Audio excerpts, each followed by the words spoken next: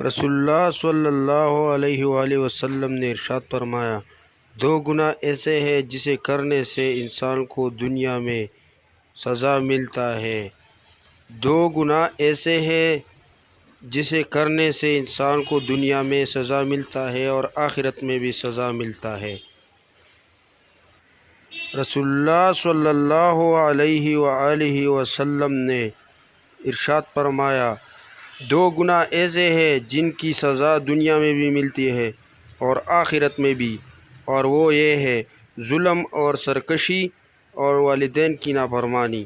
رسول اللہ صلی اللہ علیہ وآلہ وسلم نے فرمایا، دو گناہ ایسے ہیں جن کی سزا دنیا میں بھی ملتی ہے اور آخرت میں بھی، اور وہ یہ ہے ظلم اور سرکشی اور والدین کی نافرمانی۔